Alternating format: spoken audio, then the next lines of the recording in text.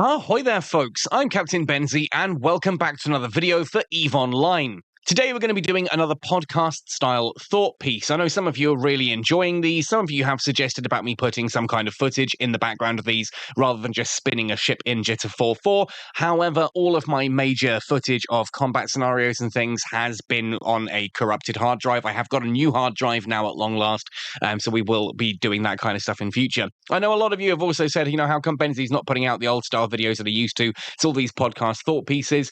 Long story short, real life has been pretty tricky for me recently. A lot of what I would refer to as crisis scenarios, crisis in the sense of, turning points and decisions, not like it's on fire and everything's burning, though it has felt like that on some days. I'm not going to get into it here in this video. If you are interested in knowing a bit more about what's been going on in real life for me, well, comment it down below and I might do it as a bonus video over the weekend as a captain's log style thing. But anyway, today, I wanted to sit down with you all and talk about the differences between PvE and PvP in EVE and why those differences exist in terms of game design, in terms of EVE Online, in terms of basic concepts, that kind of thing.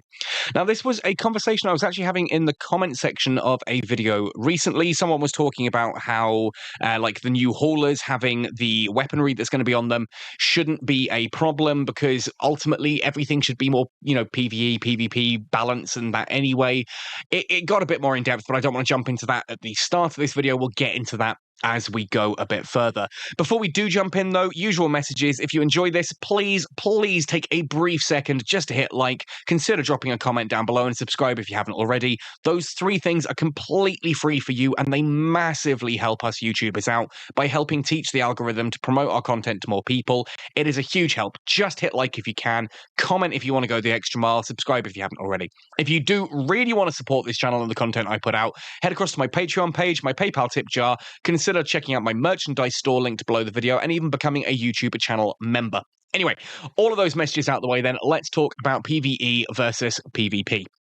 So what inspired this conversation, long and short, was talking about the new Upwell consortium haulers that are being added as part of the Equinox expansion. We are going to talk about these very briefly first, because there's just a little bit I want to cover there. My concern with these ships, and I do use the term concern. I'm not worried. I'm not panicking about this. I do have faith in CCP, and I know some people are going to jump into my comment section and go, "Oh, CCP always mess it up. They're so stupid and idiotic." And it's like, seriously, I'm so tired of just that bullshit argument. Yes, CCP, of course, have made some silly decisions and they've made some mistakes in the past. But to refer to CCP as forever idiots is just, sorry, this game's been going 21 years. You don't get a 21-year-old game without knowing what you're doing. An award-winning game that is best in its class by pretty much anyone's definition. Seriously, grow the f*** up if you think that is a valid response. That CCP are idiots and they always screw up everything. Oh, there's been no new content. Did you miss Viridian and Havoc? There's been tons of new stuff. Homefronts, Zarzak, faction warfare rebalancing. Let's not get into that. But anyway, new Upwell consortium ships. I have a mild concern that a hauler that has combat potential that is equal to, if not better than, all of the current existing haulers runs the risk of becoming the be-all, end-all. It's the ship that replaces everything. The article that we read, and things are subject to change there, that it's not guaranteed that everything in that article is going to be exactly true, or, that it's not going to get changed at some point down the line. But the article seemed to suggest that, for example, the Squall would be a little bit more expensive than a Tech 1 cruiser would be, and that puts it just a tad more expensive than the Tech 1 haulers. Now, if the Squall is the equivalent of a Tech 1 hauler plus weaponry, then it's going to be just better than the Tech 1 haulers, right? At which point, what is the point in flying a Tech 1 hauler? And one of the conversations that cropped up a lot was, I had mentioned in that video, and it's where this one sort of gets inspired by, I'd mentioned in that video that I do actually think that haulers, miners, etc. should be pretty defenseless. They should not be particularly combat-capable ships, because that is part of the design ethic of EVE Online. And people are like, oh, well, why would you do that? Imagine you're in deep space and you've got a big hauler. Of course you're going to put some guns on. We're not in real life. We're not in actual deep space here. This is logistics and real world stuff, yeah, I get it. You know, you want to look at a game and think, oh, wouldn't it be cool if it was just like real life, where we do this thing and we do that thing? In real life, a naval battleship, for example, you're going to fit weaponry that can handle pretty much everything, right? Whereas in a video game, you need to have essences of balance, because real life wants to dominate and just be the absolute best that it can be, whereas in a video game, you need things to somewhat be fair. And I'm not talking about fair fights in EVE. One of the big comments I got on the video talking about how nullsec is actually totally safe, you know, well, not completely safe, but you know what I mean. It's the safest area of EVE as far as I'm concerned. And, you know, I have the evidence and the figures to back that up. So, yeah, screw it. Nullsec is the safest part. You know, friendly alliance nullsec is the safest part of EVE Online, hands down. One of the things that a lot of people sort of complained about in that was this idea that, oh, you're just after fair fights, quote unquote. No, I'm not. Fair fights are freaking stupid. That's not what EVE's about. If, you know, 20 guys turn up and want to try and take out my space station, then yeah, I'm going to undock all 40 of my friends to take them out. Fair doesn't come into it, right? Okay, I'm a wormholer, and so actually there is a somewhat concept of a fair fight in wormholes. If we see a roam of ships come into our system, or like the wormhole that we're connected to, for example, and we see that it's 10 Tech 1 battle cruisers, then we will try to undock an equivalent number of equivalent ships. Like if we've got 14 people, we're not going to turn 4 of them away and say, no, you've got to stay docked because it needs to be completely fair. We'll let them come out, but we're not going to go into Tech 2 ships. We're not going to bring out command battle cruisers if all they've got is Tech 1 battle cruisers. We're not going to bring out marauders and shit like that, because that's not fun. And we do actually look for those fair fights in J-Space. But that's not what I'm here to talk about. The concept of a fair fight as something you should expect, nah, man, that's not EVE. That's not EVE. If you're in a mining belt in a Hulk and 30 catalysts drop on you and just obliterate you, that's EVE. That's fine. I've been on both sides of that. I don't see that as an issue. The first ever Tengu I lost was to a Hawk, to another Tengu, to a third ship. I don't remember what it was. It was one of the E-War ships, one of the E-War cruisers, and a Varga dropping on me. That's not a fair fight. But it is my fault. Like that's EVE. That's EVE. That's how it works. I'm not interested in fairness. I'm interested in balance. And balance and fairness, in some situations, they go hand in hand. In EVE, they do not. In EVE, balance is dictated not by what is fair, but by giving everything its own niche and its own use. So, for example, on this one, is there a reason to ever fly a Heron once you can fly a Buzzard? Yes, because the Heron is ridiculously cheap and actually has a bigger cargo hold than the Buzzard.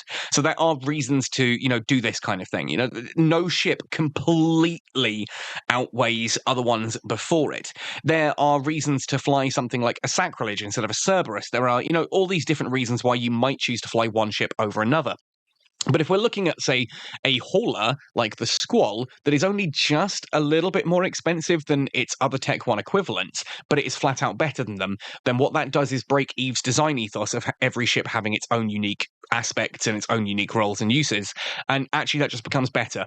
Because if I look at a ship that costs 10 million or a ship that costs 11 million, and the 11 million one does everything that the 10 million one does, plus it's got weaponry, then of course I'm going to go for the 11 million, because the price is not a difference. The difference between, say, an Astero and not a Helios, and a Heron, for example, yeah, the Astero is better and just outclasses the Heron, but it does so at a magnitude of cost more expensive. So if the difference in cost isn't much, then you kind of end up with a ship that replaces the other one. And I kind of hope I made that clear before. The second part of this is someone was saying, oh, I think that a hauler should be able to take out like a Tech 1 cruiser. And it's like the Squall is a Tech 1 hauler that costs about a Tech 1 cruiser. If a Squall can beat a Tech 1 cruiser in a one-on-one fight, and that Tech 1 cruiser is fit for PvP, what's the point of Tech 1 cruisers anymore, man? Like, what actually is the point? Because surely if I can kill a Tech 1 cruiser in a Squall, and it's the same cost as a Tech 1 cruiser, then I could just go PvPing in a Squall. I could run Abyssal Dead Spaces in a Squall. I could go hauling in a Squall. So the Tech 1 cruiser can do 2 of those 3 things, but it can't do the third one. The Squall can do all 3, therefore I would just fly the Squall, right? Does that make sense? I don't mind if something like the Squall can take out a tackle ship. Like, that's fine. If a hauler has the sort of defensive capability of being able to blap the tackle so that it can try and run away before the rest of the fleet arrives, that's fine. But if it's, oh, your ship has arrived and I'm actually going to be a fair one-on-one fight, my fucking hauler up against your dedicated combat ship, that's a problem. This is, we talked about this a lot in Eve Echoes, because if you went from, say, a hurricane to a hurricane, that's a bad example. If you went from like one ship to one of its higher tech versions that had additional versions, like the Prophecy to the Prophecy Command, there's a better example. Arguably, the Prophecy Command is just a flat-out better ship. Well, not even arguably. It has everything that the Prophecy has. It's the same as the Prophecy, plus it also has all the command ship bonuses. Whereas in EVE Online, a lot of the ships, when you go up the tech tree, actually sacrifice something that the Tech 1 variant had.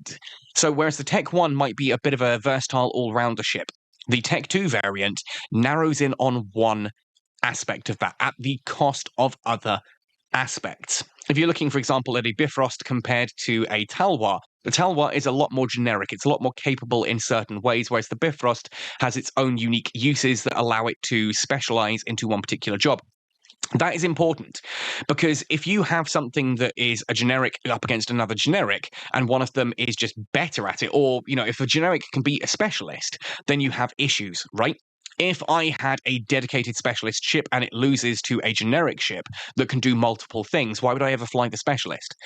But equally, the specialist can't just completely overwrite the generic. The generic has to have things that it can do that the specialist cannot.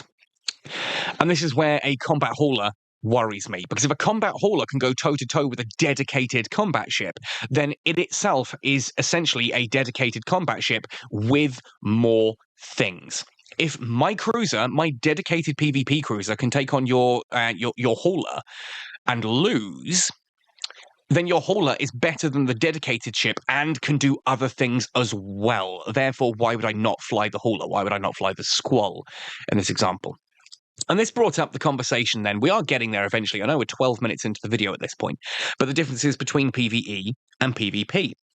And one of the comments that was made was that I don't actually see why a ship should be a dedicated PvE or PvP fit. Surely they are both combat situations, and therefore, going into PvE should feel like PvP. And I kind of get that on a surface level, that yeah, if I go out and do an incursion or like a sleeper site, it would be amazing if every single ship in there was flown like another player. However, that would mean I would need a fleet for any single combat site I ever did, right? Because going up against a fleet of players is very different to going up against the AI in a ratting site. And that's by design. That's by design. It's not just that CCP got lazy and couldn't be bothered to make the AI feel like, players. They absolutely could if they wanted to spend the time and energy into that, but that's not the point. PvE is essentially an economic income faucet.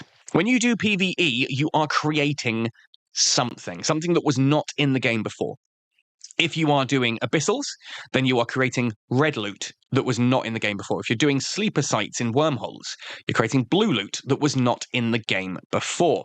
And because those are sold to NPCs, you are basically directly creating ISK into the game. If you're doing combat sites, like mission running, for example, not only are you getting ISK from the agents, which is adding ISK into the market that wasn't there before. Like, if you imagine EVE Online as a big sphere, it's an enclosed system, right? There is so much ISK circulating right now. If everyone stopped spending ISK and everyone went out and did Abyssal Dead Spaces for a day, there is going to be a ton more ISK circulating the market, because that ISK wasn't there before. The game has created that ISK and injected it into that market. That is referred to in economical terms as a faucet. That is where ISK comes from. And in mission encounters as well, obviously you can loot the ships. So there are going to be modules and other materials that were not in the game before that are created when those ships are destroyed and looted. So that is another form of income faucet. And the same is true for mining. and for salvaging, you are creating items that did not exist in the game before you did that activity.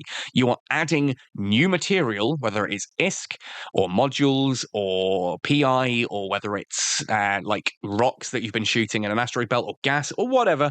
Those are things that did not exist in the enclosed market before that you have now introduced in. This causes inflation if it's left unchecked. The purposes of taxation in real world terms is to destroy income, basically. If you just kept adding money to the sphere, more and more and more and more money, eventually you're going to have more money than you have goods that money is chasing. So you need to destroy some of that money to stop the goods becoming essentially worthless and the money kind of inflating to counteract it. Like if you imagine that right now something really expensive, like for example a Ferrari, it's worth X amount of dollars. If you gave every single person in America right now $10 million, they can suddenly all go out and buy a Ferrari. They've got the money, they can do it. So the Ferrari essentially becomes worthless. But that's not how economics works. And because now everyone can afford a Ferrari, essentially you have to kind of look at the fact, well, everyone's got 10 million, which means the baseline is now sort of 10 million higher than it was before. Therefore, a Ferrari needs to be much more expensive to ensure that it's still as exclusive as it was before. That's kind of the point. And so you have to have destruction, asset destruction. And that is what PvP is in EVE Online. There are other things that are asset destruction as well, like obviously losing a ship in PvE is asset destruction. When you sell anything to NPCs, that's asset destruction. When you buy skills directly from the game rather than buying skill books from other players, that's asset destruction because that ISK doesn't go anywhere. When you repair your ship, that ISK doesn't go anywhere. It's not going back into the market. That is actually being removed from that sphere. That is vital to an economy like EVE Online. Taxation is actually vital to economies, otherwise the entire market just collapses. And that's the point of PvP as well. PvP exists to destroy other players' ships. And in destroying other players' ships, you're also destroying their cargo. If I'm carrying 1 billion ISK worth of blue loot and you blow up my ship, not only have I lost the ship and any modules that may have been on it, I've also lost the cargo. Now, even if I go back to that ship, even if you blow me up and then you fly off and you leave me there, if I come back to my wreckage, some of those modules are gone. The ship is definitely gone. And some of the cargo is going to be gone as well. This is why drop rates are never 100%, because PvP by its nature is destroying items from the game sphere, from that enclosed environment. It needs to destroy those to open up space for more things coming in. If nothing ever got destroyed, imagine how much an officer module would be worth right now. Not much, because you just flood the market with them. EVE Echo struggled with this by basically your Dead Space loot being ridiculously cheap because people just farmed it. People just farmed it and nothing ever got destroyed. So it flooded the market, and suddenly you're paying less for a Gisty C-type autocannon than you would to, even just the standard green variants. So yeah, that's why destruction needs to happen. And so for this to happen, you need to create this dynamic, right? Where there are going to be some people who are actively trying to destroy and some people who are actively trying to avoid being destroyed. You have to separate those two systems somewhat. So don't think of PvE as being, PvE versus PvP. PvE is income generation, whereas PvP is income destruction. There is transferal, obviously. If you blow someone's ship up, you can loot some of their stuff and you can get ISK out of it. But its primary function is destruction of assets in the game universe. So PvE, you need to make sure that someone who is engaged in PvE is categorically weaker than someone who is engaged in PvP. If it is a quote-unquote fair fight, one ship versus one ship, then ultimately, if I'm in a Tengu ratting in a C3 wormhole, I should lose a one-on-one fight to a PvP-equipped Tengu. Because he can't generate the ISK that I'm generating. I'm existing to generate ISK. I'm existing to make money in a more lucrative method than that PvPer would be necessarily. Again, people are going to come at me in the comments and go, actually, you can make a lot of ISK, with PvP. I know, but you can't make the same amount of ISK in PvP in the same time limit as you can whilst you're just farming anomalies, for example. You'd have to line up a golden series of events to be able to do that kind of thing. Like compare C5 ratting with going and, hunting in PvP. You're not going to get that same kind of ISK in the same kind of time span without some serious lineup of crazy ass events. So the person who is spending all of that time hunting needs to have an inherent advantage over the person who is spending their time generating income. Because if they didn't, if the person who was generating income had just as much chance of surviving, then they're just going to sit there and generate that income for hours and hours and hours and hours, and then fight off the guy who comes in a fairly fair fight, and then just kind of continue generating. You're kind of narrowing the destruction down to 50% when the fight happens. And the fights aren't constant. PvP fights are technically quite rare when you break it down. Like if I can go ratting for 8 hours a day and only have one person try and jump me, then the other 7 hours and 50 minutes, I'm just generating ISK. That guy who's been flying around an hour before he finds me, no, he needs that fight to be a little bit more one-sided. It needs to be in his favor, because otherwise the destruction to income balance is off. And if the destruction to income balance is off, that has negative ramifications across the entirety of EVE Online's market. This is why PvE and PvP must be two separate things. Yes, some of the modules do have different uses. If you're doing an anomaly, a PvE anomaly where one of the enemy ships is using a micro warp drive, yes, your scrambler has a usage, but your points don't. Your neutralizers don't. Your Nosferatus do, because yes, you can drain energy from a rat. You can get the capacitor back from them. You just don't ever lower their amount of capacitor. But ultimately, PvP and PvE must exist as two separate states of being. That is important for balance. It is important to ensure that the ISK income and ISK destruction sort of calculations are roughly equivalent. And remember, EVE Online does employ actual economists to analyze this kind of stuff. So they're looking at the market and they will see how that's working. And if the market is negatively affected in some way, those economists can suggest all kinds of different ways to help that market balance out. And one of the ways to help the market balance out, if the market is devaluing, is to increase destruction. So doing events that promote destruction helps the markets, right? I've said this before, I will say it again, that an industrialist who gets annoyed that people are losing ships is missing the point. As an industrialist, you want people to be losing ships left, right, and center, because that means your materials are more expensive. They're worth more. The products you create are worth more. You're increasing your profit margins by demand increasing and supply reducing, right? You want destruction to be a thing. You just need to be smart enough that the destruction is only happening to other people. And it's the same in PvE. If the entire game was super safe, then PvE would have so little value because everything would be inflating. That ISK that you are spending hours of grinding anomalies or abyssals or whatever to earn would be losing its value at the same rate that you were earning it, because nothing is being destroyed. Therefore, the market is being flooded with goods. Your money loses its value. Ships need to be destroyed in PvE. You need to be losing ships constantly. Or at least PvE ships need to be getting blown up constantly. Otherwise, the ISK that the PvE is earning is pretty much pointless. The trick is accepting that the destruction needs to happen, but making sure that the destruction happens to other people. So don't get angry that destruction is happening. Get better at playing the game so that it's not happening to you. Anyway, folks, on that bombshell of an ending right there, hope you've enjoyed watching me spin an apotheosis in Jitter 4.4. I hope this has given you some food for thought and maybe open up some interesting conversations. A lot of the comments, I just need to spend a brief bit at the end of this video talking about my comment section, because there are periods where my comment section is delightful and wonderful and amazing, and then I go through days, sometimes weeks, where the comment section just becomes, I just hate it. I just hate it. And there is one notable reason for that ever happening.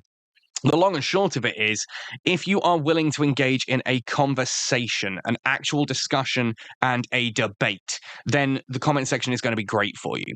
If, on the other hand, you want to argue and just have your say be more important, then we're not going to have a good time. And I've been accused a lot of recently of being dismissive or of being one-sided. Oh, I think this is true, therefore it must be. No, I believe in the scientific theory. If I think something's true, I go looking for counterpoints, so that challenges my opinion of it and allows me to see things from a different side. What I will not sort of entertain is when I put forward an argument with a load of reasoned points and evidence and things like that. If you're coming at me and you're not listening to what I'm saying, but instead you're attacking how I've said it, like the words I've used, and you've kind of gone less for the spirit of the argument and more the minutiae of the argument, you're not really arguing against my points. You're arguing against how I presented my points, and that's not a discussion. That's not a discussion. That's technically, in sort of a debate terms, that's considered more of a personal attack. I've got a thick skin, right? People accuse me of having a thin skin. I've been on YouTube long enough to have received countless death threats, amongst other things. I get it. I just don't have the time to entertain that bullshit. So if you come at me with dumbass comments and get aggressive in that, I'm just going to block it or delete it or just hide it from the channel. Because I don't have time for that shit. It's not that I'm a snowflake or, oh, you think you're always right, Benzie. No, I don't. I'm well aware, well willing to put my hands up and go, you know what, actually, other people know this better than I do, or, I was wrong about this or whatever. But don't come at me against how I've argued my points. Come at me and actually challenge the points I've made. Equally, if you write a 30,000 word essay in my comment section and then get mad that I haven't responded to all the points, again, I'm a busy man. I have a life beyond YouTube. Like, I as a YouTuber, I'm not only playing the game and thinking of concepts, I've also got my real life going on. I've got my community development and things like that going on as well. I respond to as many comments as I can do. So try and make them count. I know I ramble on a lot, but you're kind of here to watch these videos and listen to me ramble.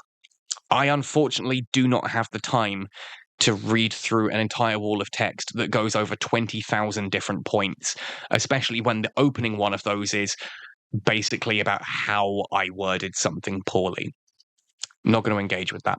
So yeah, anyway, I would love to have a discussion with you, but please just remember the standard rules of debate and conversation. Keep it about the topics. Keep it on the topics, and I will respond to those as best as I can. Make it personal attacks, and you're just going to get deleted at worst or ignored at best. As simple as that. Anyway, I would genuinely love to hear your thoughts and opinions on this one. Sorry for a little bit of a tangential rant here at the end of this. I hope you're enjoying the Capsuleer Day events. I'm personally still very much enjoying that when I've had time to jump into EVE Online. I just want to quickly point out to someone as well, if you've made it this far into the video, let's open up my inventory. I am about to crash the Master at Arms Cerebral Accelerator market. That is a lot of ISK worth of accelerators. If you're looking to buy them, now's probably a good time because I'm about to make them worth practically nothing. Happy sailing, and see you in New Eden!